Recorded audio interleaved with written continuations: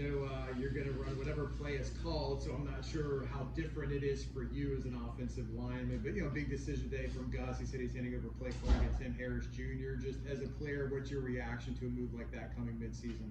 Like you said, I'm going to run what's called. We're more of a player-led team, so we lean on each other's backs instead of the coach's backs, really. But, that's the most important thing right now is just leaning on each other. Caden, what's been the message from the leaders among the players about this going on? I mean, what's been the message to them and you guys about what needs to happen over the next 4 games? Yeah, like I just said, lean on each other. We're a player-led team, so just the main thing is just knowing we have each other's backs, and whatever happens, we always got each other. Coach said at this point you're still working through the decision of who's starting at quarterback. What have you seen from Dylan lately, or in his time here with you, that kind of made him jump into jockey for the opportunity here potentially this weekend? Dylan's kind of the nonchalant guy, so I think that's what helped him out a lot in the game, is that he had no expectations and he just balled out. And I'm really proud of him. He's been battling for that job for a while now, so I'm really proud that he got in there and did what he did on Saturday. You guys have had 4 quarterbacks play the month of October, so how are you adjusting as a center to get used to the styles of all 4 of those guys and what they want to run and what they want to do?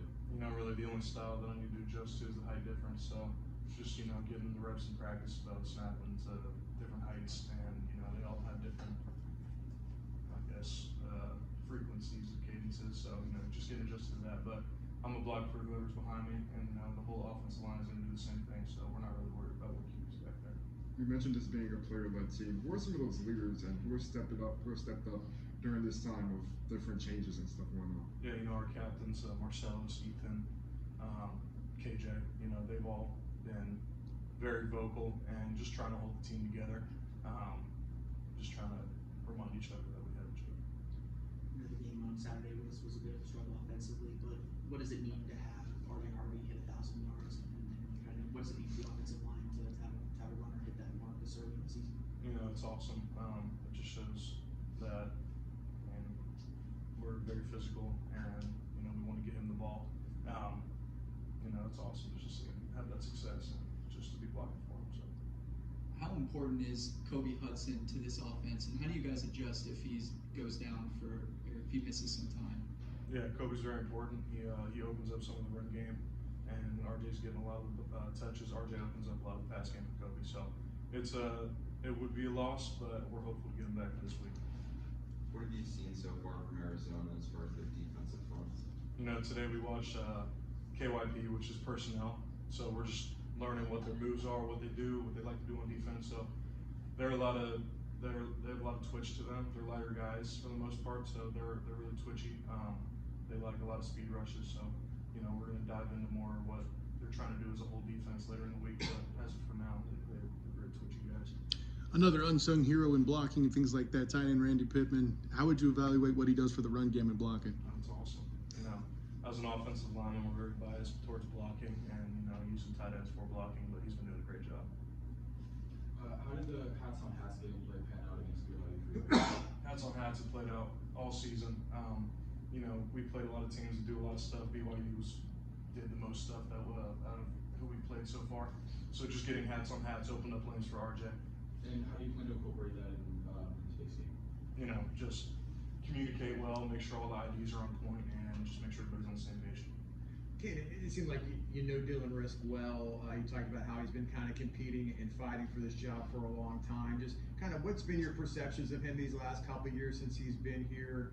I know he was a winning quarterback at the high school level and just kind of fighting through a depth chart. Just kind of, can you share more about what you've seen from Dylan the last couple of years? Yeah, well, I live with Dylan, so yeah. That kind of helps. So, like I said, he's just nonchalant. He's always going to be ready, and I think that was evident in the game on Saturday. But we trust him. We trust everybody behind us. It's just we want to. So what's he like at home? Is he like taking everything on? What's it like watching film on the TV? Like, what is he like? Just you see him putting in the work, I guess. Dylan puts all the work in here. He likes to get away from everything at home, but that boy is so invested in school. It's crazy. Like, he's up in his room studying all the time. I don't know what he's doing. He's probably between chemistry and football, probably balancing out the two, I hope. But he's a good dude. You've been around for a few of the space games, so what's kind of like your, what do you like most about this week, and would you kind of evaluate? Is it a matter of like some sort of psychological edge or extra juice you guys get? Yeah, well, I mean, we always like to say the only game that matters is the one hand. We play faceless opponents, so it doesn't matter who we're playing. The space game's definitely a cool deal. You know, that's UCF signature thing. So just to be a part of it is really cool. But like I said, the main goal is just to win. It's not about what game it is. We just want to win the game.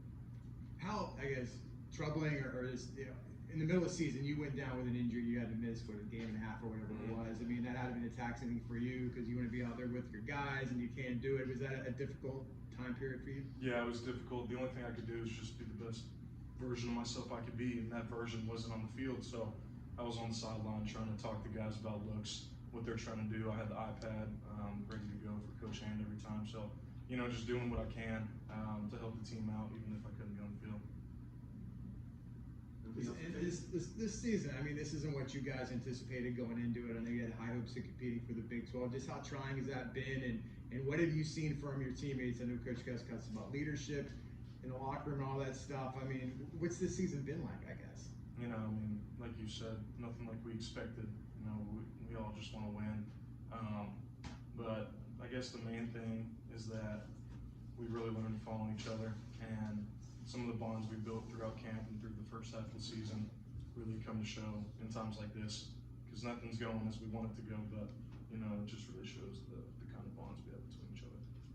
Good stuff. Perfect. Thank you, Caden. That's good. Thank you, Caden.